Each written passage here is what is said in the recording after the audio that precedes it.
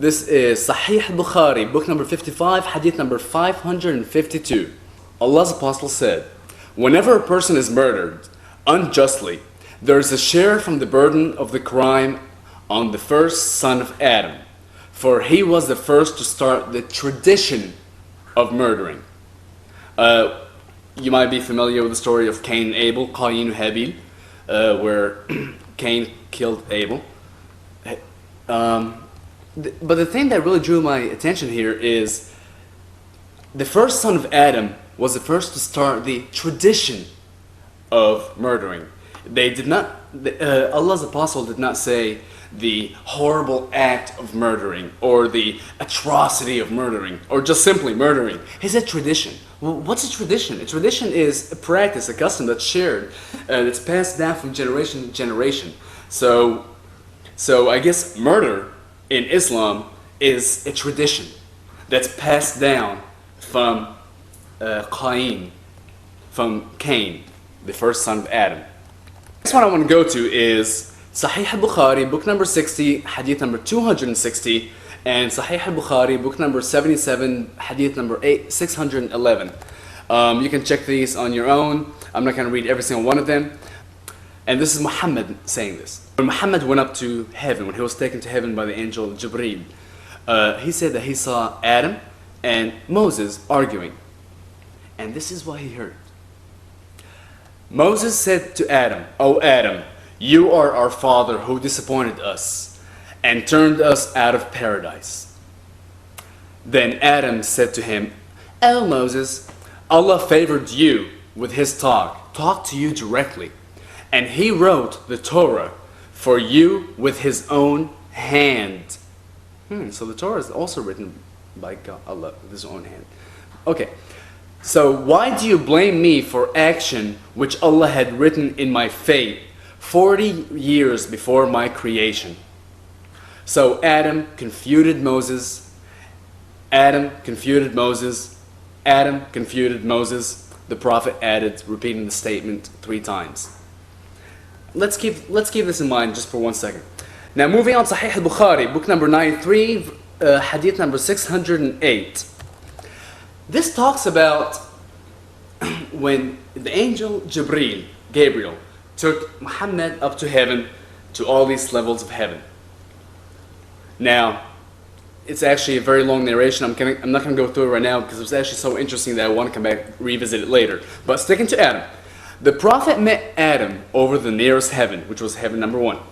Gabriel said to the Prophet, "He is your father. Greet him." The Prophet greeted him, and Adam returned his greeting. And it keeps going from one heaven to the next, where it's actually a stupid story, or it's a funny story, where Jibreel is like almost knocking on the next heaven's doors, and the angel's saying, "Who is it?" And he says, "It's me," and like, "Is anyone with you?" "Oh yeah, Muhammad's with me." "Has he been called for?" "Yes, he has." They repeat this over and over until he got to the 7th heaven. Anyway,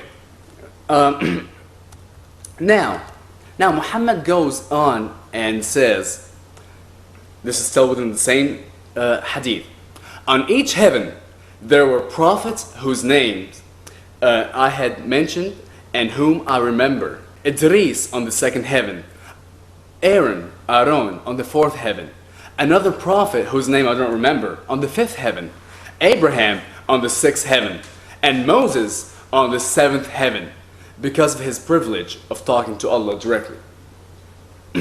So here we see that there were heaven is stacked up in 7 different layers, layer 1, 2, 3, 4, 5, 6, 7, with Adam being the 1st heaven and Moses being the 7th heaven. So going back to the previous hadith where Moses and Adam were seen arguing with one another as to, "You got me kicked out of the Garden of Eden or paradise," and then Moses is like, "Well," or vice versa, and Adam's like, "Well, this was written in my fate." How could they have had this conversation if each one's in a different heaven? That was question number 2. How could have Moses and Adam communicated or argued with one another and Muhammad to have witnessed this if Adam is in heaven number 1 and Moses is in heaven number 7? Now for a little bit of laughter. Sahih al-Bukhari, book number 55, hadith number 543. The Prophet said, Allah created Adam, making him 60 cubits tall. Now, a cubit. A cubit, actually there's many different definitions of cubits based on what region you're in. And a cubit in that part of the world around that time was roughly around 17 inches or 44 centimeters. So making Adam 60 cubits tall, that means he made him about 85 feet tall or 26 meters tall. That's a little bit tall. Now, the same hadith goes on saying, any person who will enter paradise will resemble Adam in appearance and figure. However, people have been decreasing in stature since Adam's creation. You think we've gone down from 26 meters to about, I don't know, 1.5, 2 meters max. We've gone down by 24 meters, and you think people have been decreasing in stature? Alright. Hadith, Sahih al-Bukhari, book number 55, hadith number 544, narrated Abu Hurairah. Allah's Apostle said, the first group of people who will enter paradise will be glittering like the full moon, and those who will follow will glitter like the most brilliant star in the sky.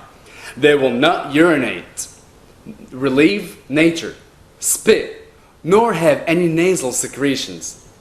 Their combs will be made of gold, and their sweat will smell like musk. The aloes wood will be used in their centers. Their wives will be huris.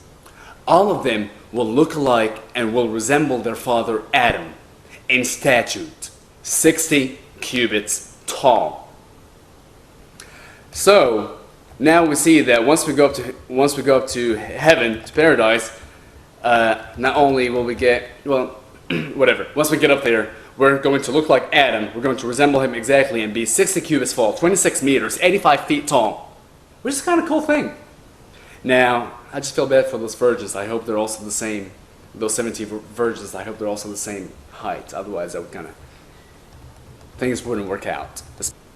The last thing I'd like to go to is Sunan at-Tabarri, volume 3, page 60 through 64. When God made Adam come down from the garden, he was so tall that his feet were on the earth and his head touched the heaven. He thus could hear the conversations of the angels of heaven and their prayers.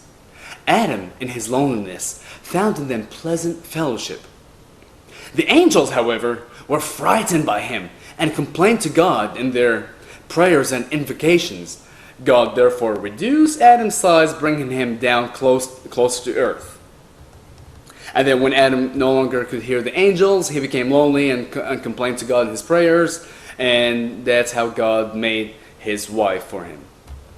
Or for that reason, because he became lonely. Alright, that is all I have for today. And as you can see, just like other Abrahamic religions, Adam does exist. However, there's slight differences, such as it is never mentioned in the main book the name of his wife, Hawa, Eve. He was 60 feet tall. When Allah created him, he blew his spirit into him, and it took him 40 years to be animated. Adam is in first heaven and had argued with Moses and met Muhammad, and when at first he was so tall that his feet would touch the earth and his head was in heaven. Actually, that brings up something. If he's that tall, if he's 26 meters tall and his head could poke through heaven, that means if we can go up 26 meters into the air, we can actually be in heaven. I think, haven't we done that? So have we not gone through heaven several times? Okay, I want to say thank you very much for joining. You have a wonderful evening, and I'll talk to you soon. Bye.